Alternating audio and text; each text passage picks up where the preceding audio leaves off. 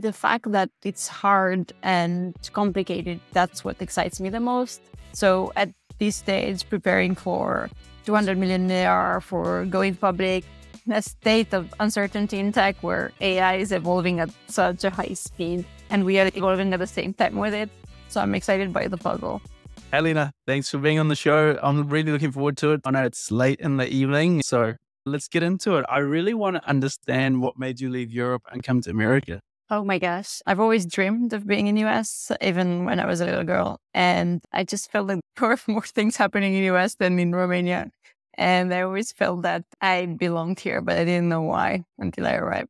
Nice. And then you got there and very quickly fell into corporate world. I've learned a lot in my different journeys here in US and corporate America. I worked in different industries, finance and healthcare and education. I don't think that I was made for working in corporate because I feel very uncomfortable with owning just one part of the business. I always wanted to be the CEO of a company ever since I was a child. I told my mom that I wanted to be one when I grow up. And, when people would ask what you want to become when you grow up, I thought, so in Romanian, we call it director general, which is like general manager. And in my mind, it was equating with CEO. And yeah, I was not comfortable in corporate America owning just one part of the business. Even when you were little, you're like, I will be the CEO. Yeah. And then, I guess, is that what drove you to get into the land of startups then? That desire to build and own and drive something? The drive was definitely there to own more than just one part. And look, I grew up in a very different background than most people. I grew up in communist Romania. And in a communist environment, you don't get a chance to decide on your own, on your path or on your faith, right? Everybody has like equal opportunities and the opportunities are limited. So I felt a very strong drive to be the decider of my own path. So independence and freedom was important for me. So that's why America was always a land that was aspiring to go to. And also I always found that people that were in higher power than me at school or everywhere I go that had so much power, at least in my mind at that time, opportunity to have a positive impact. So I felt I was a lot more equipped to have a positive impact in the world if I would have built a company on my own. So that was like a combination of the two, freedom plus positive impact. Lena, how did this whole inception of Chili Piper come about? So now that you know that I wasn't made for just owning one part of the business is a segue to that. I also didn't like the red tape in other companies. I felt that the nimbleness of building stuff was very attractive to me. I love building things. I have a lot of joy around building things the way a child loves building Legos. And I really wanted to be part of that kind of environment where you don't have to wait a lot to see something in action, where you don't have to do silly things just because the paperwork says so. So I feel a lot more comfortable in this kind of nimbleness. And I really hope that we can keep that nimbleness as our company grows. It was a lot better suited for my personality. I started all sorts of things when I was a child, but I didn't know it was entrepreneurship. I thought that was just paying for the bills in school. So it didn't always as a pocket money. Yeah. And what I've always found curious about you, Lena, it's quite different to most. You co-founded Chili Piper with your husband. Is that correct? So how has that journey been? A lot of people, obviously, their relationships blossom at work, but they find it quite challenging to be working together. That has its pros and cons or ups and downs. Can you share some of that insights with us? And also the secret of how you made it work, because I ran a law firm with my wife and she sacked me in the second day. So how did you get past those 2 days? Working with your spouses, it can be very rewarding because you get to see each other every day and you see each other grow and you have a lot of common interests and common things as well. But it can also be quite challenging if you have conflicts in the personal life. And if you don't get really good at solving for these differences of opinion in personal life, then at work it becomes unbearable. So I knew that I would work very well with him because I had good ways to solving conflict at home with trust, with respect. And that made a huge difference to me choosing to take this path with him. I don't think it's possible for everybody. I really don't think it's possible for most couples that I know to work together unless they find a really good path. And it's the small things at home, right? It's the socks, it's the bed and maid, it's the dishes, the way you load the dishes. And if those things trigger a lot of emotions, then for sure you would not be able to deal with boardrooms and other things. I knew that I can handle things well with him because I knew that those things were not an issue. We found the personal stuff really easy. But the difference in the way we think about managing a business and operate a business, things within. And obviously, I owned a law firm, but I was working full time in a different company. That probably made it even harder because I was technically there, but never actually there. But it does work through different management styles and different ways of thinking about a decision. If I look at the core of it, I think it's really down to managing conflict when our differences of opinions are very big. We have very different ways of looking at things because we're coming from different cultures. He's French and I'm Romanian, and he's been in US for longer. And also I see that it comes down to gender-specific opinions as well, because I might look at things that he might not, and he looks at things that I might not. I think it really comes down to managing conflict. And frankly, it's a skill that's useful no matter what you do, whether you're an investor and you're on board and you have conflict with your companies that you invest in, or with your partners in your fund, or with your coworkers. Becoming skilled at managing differences of opinions and conflict, I think it's key.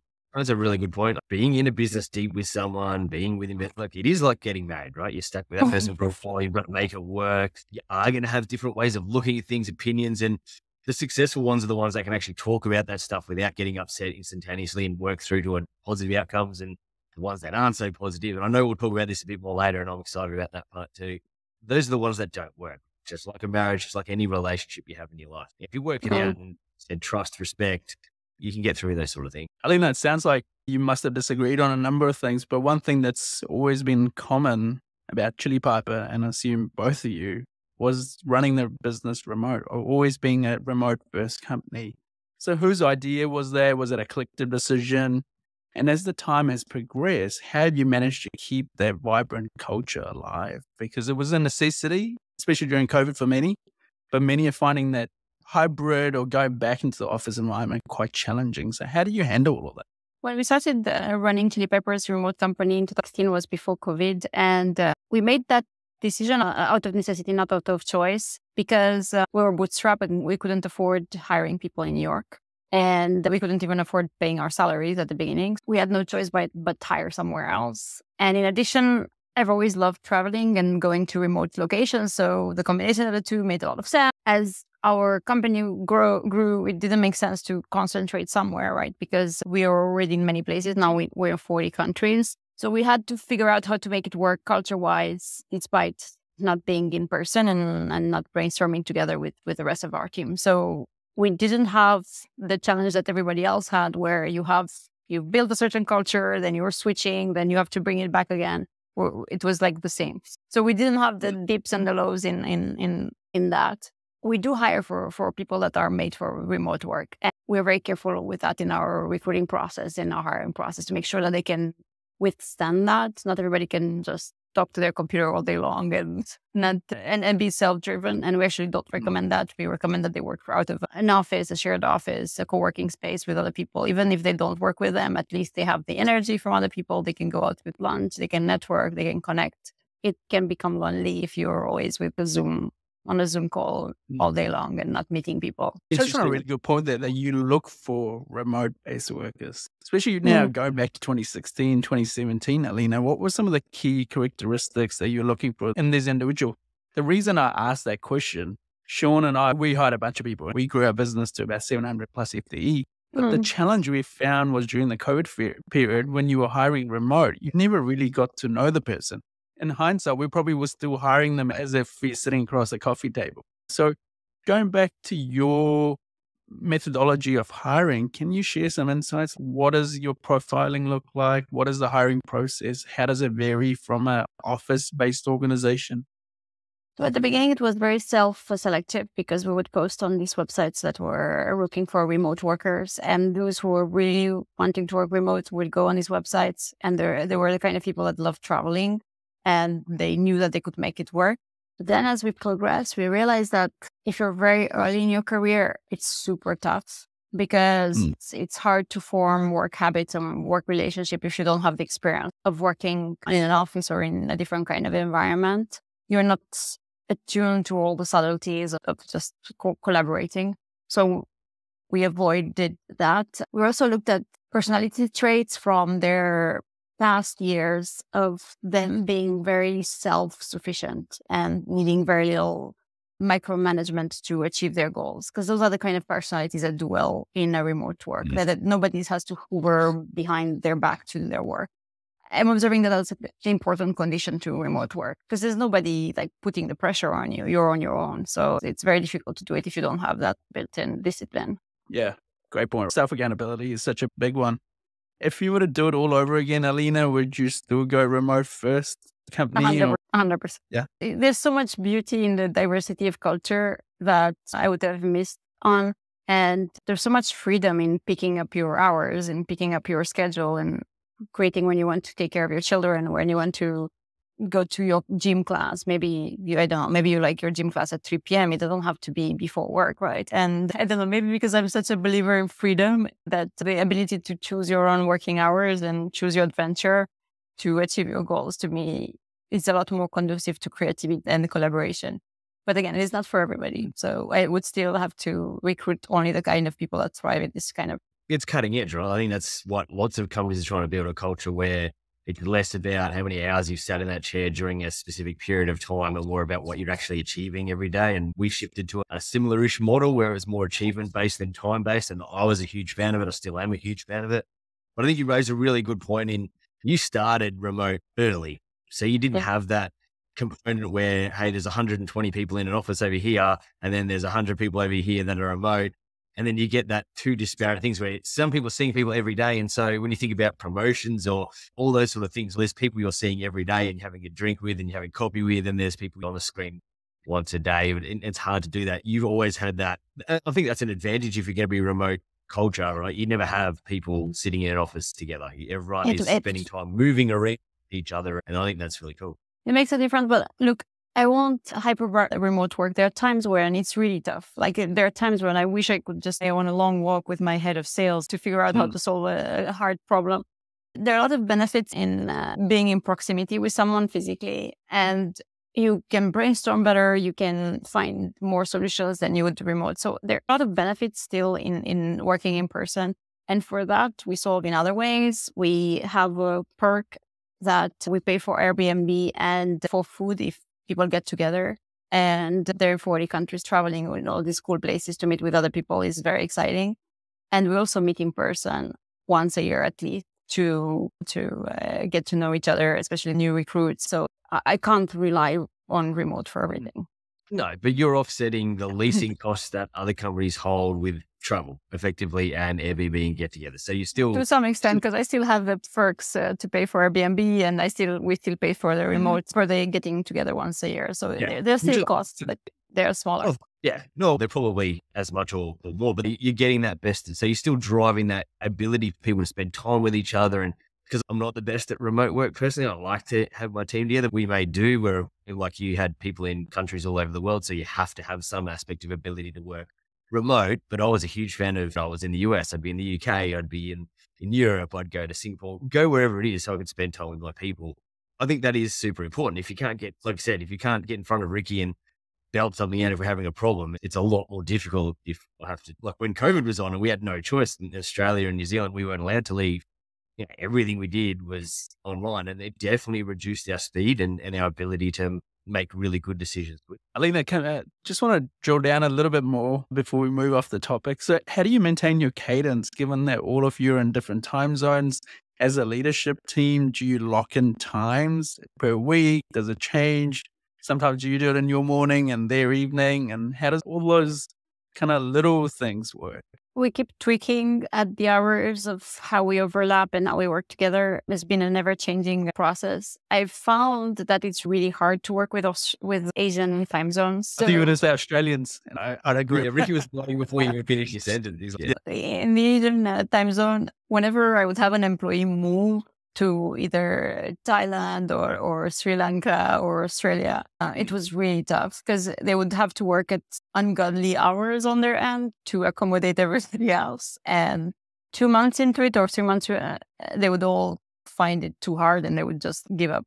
And whenever somebody would tell me that they would move a bit further away from Turkey, I would freak out. It's like they're going to burn out. They're going to get depressed. They're going to hate us. I'm finding that there's a limit to how many hours we can overlap. Europe and US works fine. We overlap in the morning. New York is easy, Pacific time gets stretched. I'm trying when the engineers work with product or with designs, I try to keep like New York to Europe. I can't go Pacific. They doesn't quite work. So I'm finding that certain time zones work better than others for sure. Yeah, that makes sense. Maybe a time zone based hiring profile. So Alina, switching back to Chili Piper for a second, we're talking to a lot of early stage founders at the moment, people who are in that $1 to $5 million ARR range, really wanting to kick up and go to the next phase. Can you take us back to your early days and when you went through that growth phase, the so-called magical J curve, when you go, in your mind, you were like, this thing's really going to take off. We've got something here. We've got product market fit. We've got product sales fit. But was there ever a moment when you went, this is it? I had several of those moments, not just one. You get to feel that this is it in those moments where you feel like you can predictably repeat certain steps and have same type of outcome, and it compounds. So one of those first moments where I felt this is it was when multiple of our ideal customer profile said, yes, I'll buy it and I'll buy it in advance. And here's the cash and I'll sign the contract with 1 year in advance. And I had 10 people say yes. And I said, oh my God, this is big, because they would all pay 20 to 30K in advance. And I hadn't even built the software. So that was like one of the, this is it. I had another moment like that when my co-founder, I think it was like 10 of us, maybe less, but about 10 of us. When my co-founder was able to close 100K every month by himself, and him repeating that every month was a big proof point that if we were to hire salespeople, they can repeat what he was doing because he was getting predictable at it. So every time we would achieve predictability in a channel or in a part of our work, I had, oh, this is it. But it was just a continuous string of this is it moments before we got to scale. I was waiting for you to say, I came home one day and all the socks were in the laundry basket, the bed was made, and that was it. I got it. Still waiting on the day. In our couple, I'm the messy one. Hey, Alina, so you had the machine figured out. Sounds like founder-led sales was working. You're bringing 100K a month. How did the transition from that to bringing in external leadership look like? How did you clone that success? Well, at that time, we were bootstrapped, so we were a lot more disciplined. And whenever we would bring someone on board, we wanted to make sure that they were very well equipped with all the possible tools to succeed. So in our first hires, we spent a lot of time to make sure that our values were understood, that our product were understood, that our recipe was understood the way we understood it. So we spent a lot of hands-on with that person, making sure that they're very well onboarded and they can understand all the facets that we were understanding to that point. And we knew that every hire, at least at the beginning, it was very important for us to onboard, right? Because then they were the ones onboarding and so forth. And there's always a little bit of information that gets lost from every hire to every hire. But since we were at the beginning, we spent a lot of time on onboarding because we wanted to make sure that they can succeed no matter what the circumstances were. And we couldn't afford anyone to not do well. So we were very invested to every single person that came on board. Yeah. That's so important. As we worked it out too and talking to a bunch of other people, it seems like onboarding seems to be the key part in making sure that you can scale this machine. Hey, on the flip side then, Alina, I'm sure that not everything's rosy and not everything goes up. Was there ever a moment you went, this is just all too hard? Let's just give it up and do something else, or perhaps go back to corporate America? Back to corporate America, probably never. But for sure, the intensity of entrepreneurship is not for the faint of heart. So for instance, for me, so today is Labor Day in America and everybody's off. And I've been at my desk here where you're interviewing me for the entire day. So now it's like, 6 p.m. And I have children and I have friends and I have family. And I'm at my desk working. As an entrepreneur, you work 24/7 with very little breaks and a lot of hard decisions to make. And it's constant. So ever since I started Chili Piper, and it's been 7.5 years, I can't remember a day that's not been intense. I can't remember a day that's not been intense. Sometimes I wonder why I put up with intensity and why I ignore my family and my friends. And sometimes I watch life get by me. And yes, sometimes I look in the mirror and I see I've wrinkled. So I aged a lot since I started the company. And I wonder if I want to live my life like that until I die. But in those moments where things are getting very hard, the one thing that gets me going and reminds me to get back on track is the fact that I really like building stuff. And the joy that I have from that makes me figure out the other things. So it's not been my first rodeo at tough moments. For sure, it's been an ever evolving journey, but I wouldn't be the person that I am without those toughness and those hard moments. So that keeps me going. Like, I was 10 years, right? And now I'm on the other side now. And you look, your family grows up, your kids are growing up, friends are all out doing stuff.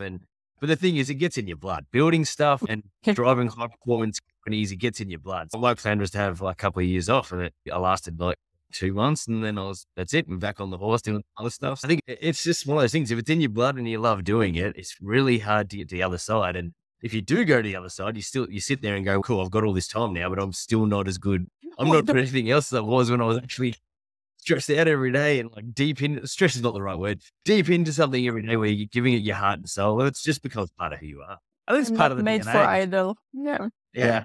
That's the way. We can relate to that. I'm built exactly the same. I just can't sit still. My wife hates me for it. In the weekend, I was doing podcast stuff. This is something that I literally just started, right? We just started it, we picked it up, but I'm doing every process. I'm really getting into the design stuff, editing, and she's just shaking her head every time she walks past. But I'm glued to the screen like 14 hours a day, right? And the kids are walking past me, they're playing around me, but that to me is work-life integration. And I know that I'm not going to ask you that question. I've read enough of your LinkedIn stuff. For us, Sean's exactly the same. There is no work-life balance. It's a work-life integration. Like we catch up, we're working, families are around us, but we don't pause and stop. We don't stop to do one thing. I don't think that works for us. But it sounds like you're the same, but I think you're built that way. I don't think there's any other way to do it. I chose my husband an entrepreneur also, and my kids for sure are they going to get the same stuff whether it is or not. Even before COVID, we were the people where you do a meeting and my kids would walk in the background, or I'd do a meeting with my little kid on my lap. I'm like, this is the life. I know kids, run a business.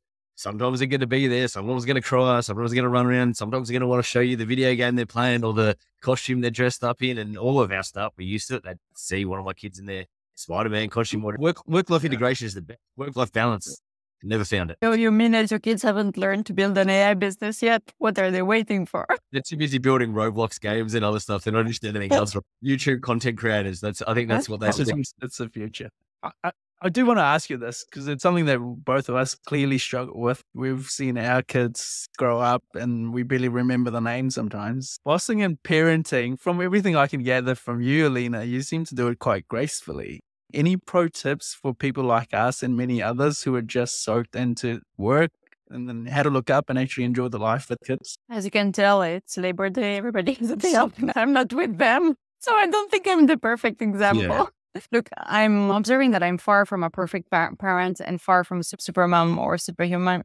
I have my mom around me, and that for me is a lot with my little one. I don't think I would have done it without her. I know that my kids will have similar values to me, and that matters to me a lot, that she's around. Otherwise, I would not be able to do it. And I think that's for you, if your spouses are the ones that are caring for your children, it's also like a big deal, because my husband is not going to be that person. He's with me, fighting the fight with me. So it matters a lot that I have my parents helping me. Otherwise, I don't think I would have been a parent. It'd be, yeah, I was lucky. My wife has been here and she gave up her career and spent huge amounts of time with our kids. I'm going to deny that I don't remember my kids' names. Thank you very much. Don't follow me into your little thing of not remembering. I remember my kids' names. But yeah, I think what you said is important. You don't think you're a super mom or a perfect parent. No one is a perfect parent. It's impossible to be a perfect parent. But you are a super mom because you're running a giant business with your husband and also raising kids and doing an awesome job doing it. And I think not a lot of people give themselves credit for being super parent, not just mum, but dad, both. Even you, like we're present for all of our kids. We might not be present all day, every day. We might not be able to have days off on Labor Day to do stuff, but you still a part of their lives and a strong part of their lives. There's strong value for them to look up to of someone who's working really hard and leading people and building impressive cultures. Kids recognize that, they see that, and they want to replicate that. So I think you should give yourself a pat on the back. Everyone who's watching who is a parent should give themselves a pat on the back. When we're running a business, it's the one thing we don't do, right? We don't ever stop to go, geez, we're actually doing a reasonable job of this whole parenting thing. definitely not perfect, but it's not doing a bad job. I think that as long as the values that are important to us are instilled and we are supporting their growth at the right time with a lot of love, which I do, then I think they're going to be okay. And actually, the more independence they have, the more they learn to do things on their own. Look, my 4-year-old, I asked him what's his most important achievement from the summer. And he said, Mom, I'm so happy I'm using a dangerous knife now. He calls it a dangerous knife, the knife that was the one that's sharp, that actually cuts things. My kid, my 5-year-old now, he's on the butter knife and he's like, I want that one. I'm like, you could use it. I just can't do it. I'm like, no, I refuse. That's the one thing to do. That's like the dad thing is I want this cut. I can do it. Yeah. So I love this word. I've heard it so often in the last so many years. Let's pivot. To another relationship. How do you, being a CEO, how do you strike that balance between steering the ship and collaborating with the board, Alina? I think I'm just lucky that I have a really good board. They're really helpful and they have similar values to ours. So I can imagine that boards are hard to manage for entrepreneurs. Ours is not the kind that I have to manage. And I see that they're just there to be by our sides. And then I think that one of the most important values that they have that matters a lot to me, at least, is that they look at positive impact beyond economic measures. As a result, our conversations are a lot more easier than most boards. Look, I can imagine that some of the board discussions are difficult and they have a lot of theories on why that is, but I got lucky. We got lucky. You've got a relationship that's more than just reporting broad numbers, right? So you're actually spending time looking at the future of where the ship is going and just talking about how you can navigate that rather than just last quarter we did X and we didn't do X and next quarter we'll do X because we'll do this, which I know when we talk to a lot of people, especially early on, you go out and go, cool, I can't afford an executive, but let's go surround ourselves with a couple of board people. And the challenge is surrounding yourself with people that can add value, not just hold you account to a number, which I think is a lot of times what ends up happening at a board. Yeah, if you focus just on the numbers, it's a lot harder to have a proper conversation about why certain numbers are in a certain way.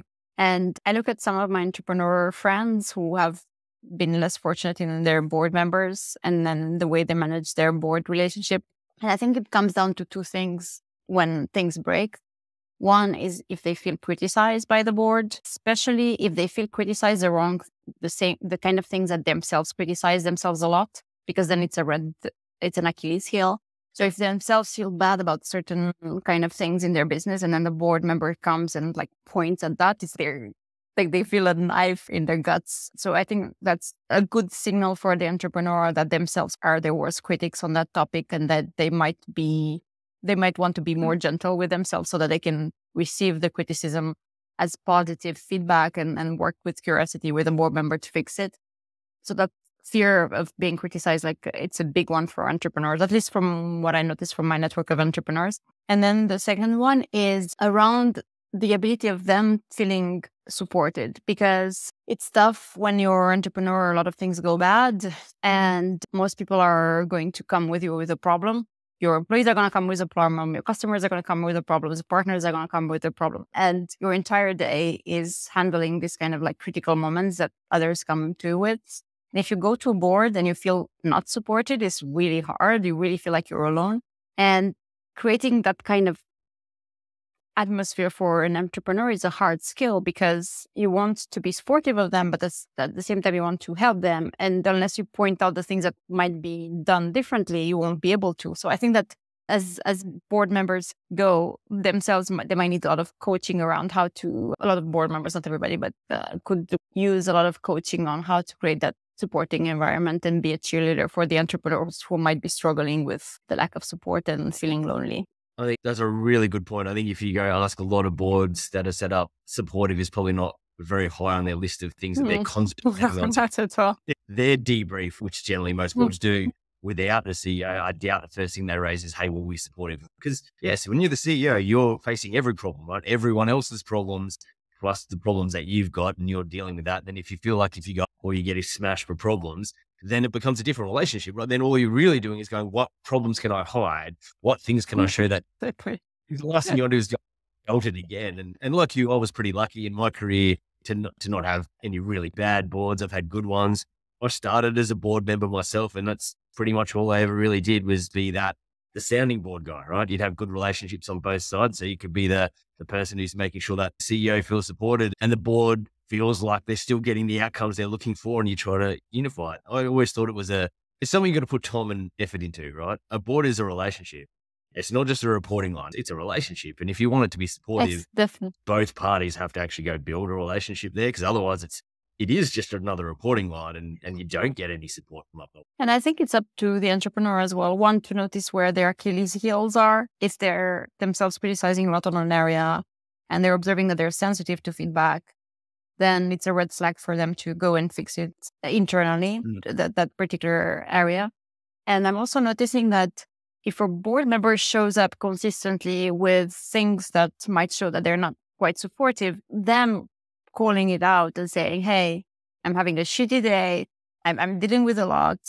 It's really hard for me to hear this kind of comments on a recurring basis, and I'm having a hard time with it. In order for us to get out of this slump, I would really appreciate it if I would get a little bit more of your support. And saying that out loud is uncomfortable for most people because it's hard to admit that you need help. It's hard to admit that criticism is taking you down, and doing that in a way that's respectful is also hard.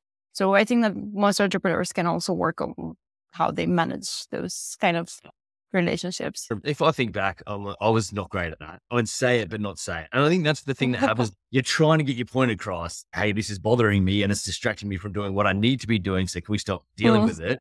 And then boards have the same problem where they walk around saying, hey, the board wants you to do something about this. Instead, they're like, have you thought about this?